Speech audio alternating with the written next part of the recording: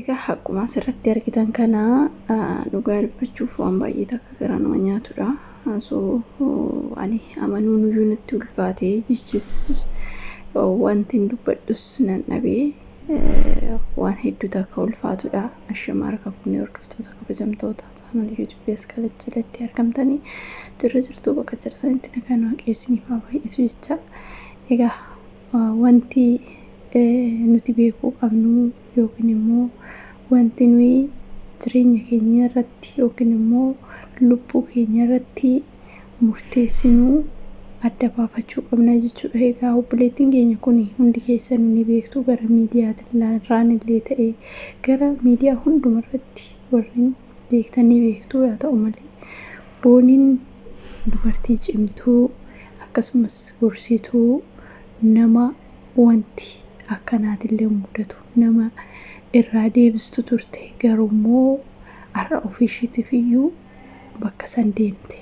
Egaa sababni isaas ni beektu dhageessanis viidiyoo irraa yaa ta'u malee obboleeta koo osoo waanuma fi ta'ee jireenyi addunyaa tanaa gabaabdudha ofiifuyyuu ofiifuu duutii maafuu fuutii akkuma jedhan sanii lubbuun kan namaa dhugaa dubbachuu fi egaa inni beektu hundi keessaniyyuu guyyaa waaqayyoon jedhe hundi keenyayyuu namni achi hanqannu hin jirru namni iddoo sana hanqatu hin jiru garuu immoo waan akkanaa kana ofirratti yaaduun murteessuun gaarii miti. Maaliif ijoollee baay'ee argeetiin jira jechuudha. Nama baay'ees namoota akkana godhanis argee garuu immoo waan akkana kun waan gaarii isinitti fakkaata. Abidda bara baraa keessa jiraattu jechuudha namoonni akkanaa jechuudha. Kanaafiyyuu biyyi lafaa gabaabduudha garuu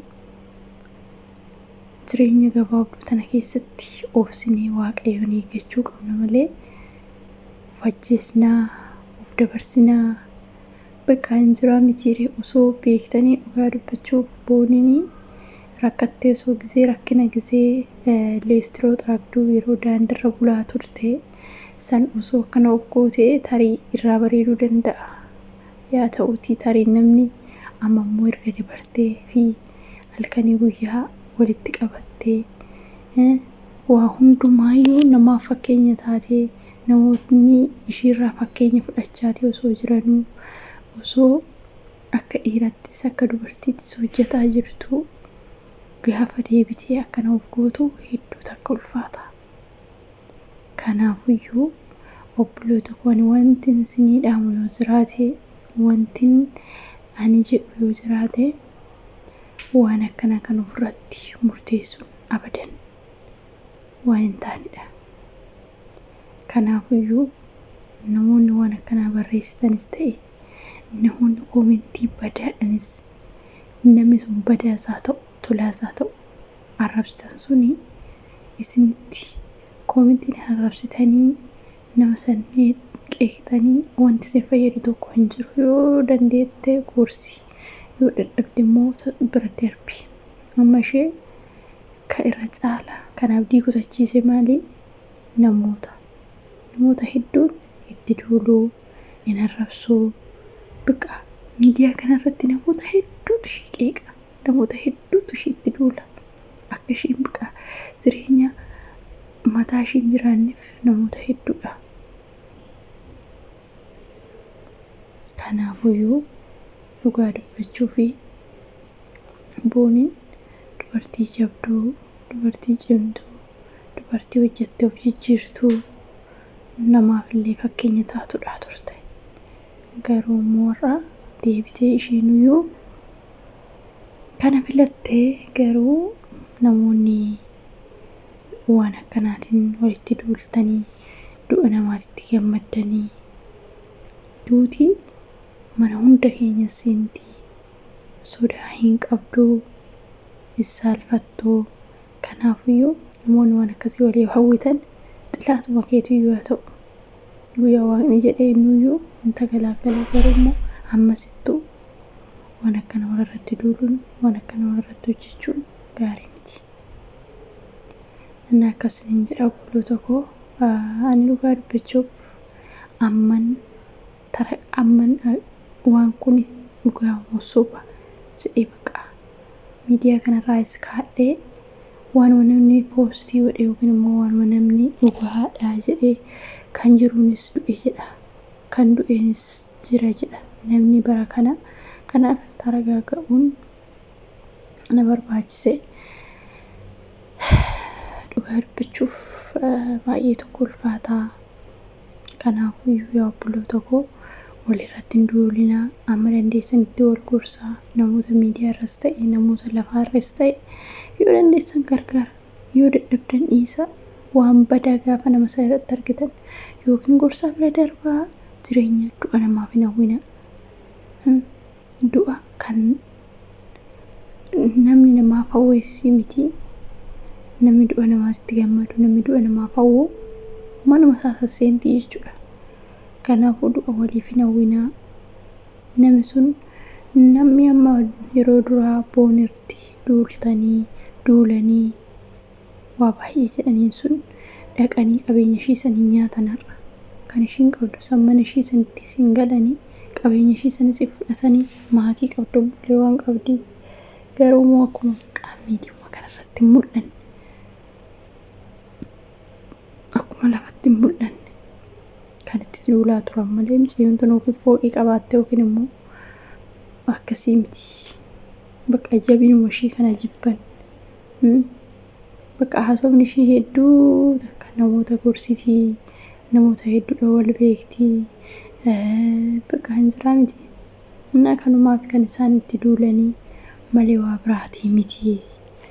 Isiniin jedha muktii waaqayyo lubbuu ishee amaaruu maatii ishiitiif jajjabinaa kennuu waan akkasiitiin jedha.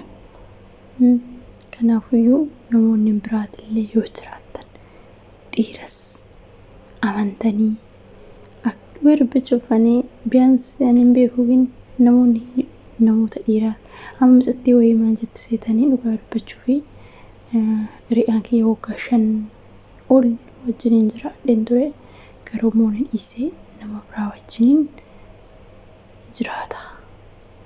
Anis kilooriksii dhuga jedheen boo'ee maraadhee madaamin kiyya barreen itti cuftee gaafa san na hanqistee anis waggaa 2 guutee jettee wanta yeroo sanitti garuu du'umaafan muradhee yookiin immoo kutadhee garuu immoo ergasii waggaa 2 alhamdulillah jettee koomenti barreessite. Kanaafuu yaa obboloota koo aarisiin bakka miciyyoon tunni dhugaa dubbachuuf gaafa san tarte guyyaa san namni biraa jiraate hin darba wanti hin dabarre aariin namarraa darba garuu immoo naan du'e hin galu isinii galee yeroo aarsan sanitti dhugaa dubbachuu waan akkanaa kana gaafa ofirratti murteessitanii murtuu kana sirriitti ofitti murteessinaa isiniin jecha barbaadetanii waan akkasiitii bakka jirrutti waaqayyo nu haa eegu nu haa tiksu nu of eegnaa kan nu eegu kan nu tiksu waaqayyoodha. Kanaafuu jireenya waliif hawwaa malee du'a waliif hin hawwina. Duuti yeroo namatti seentu hin argan jireenya waliif hawwaa malee du'a waliif hin hawwina. Ishiinuu barri qustee namatti seenti. Akkasii dhugaa hedduu takka garaana nyaattee akka waan beeku akkaan bakka ani garuu miidiyaa kanarratti ishii beeka malee akka bakka hedduu takka garaan keenya gubate dhugaa dubbachuuf bakka akka qananii ni beektu.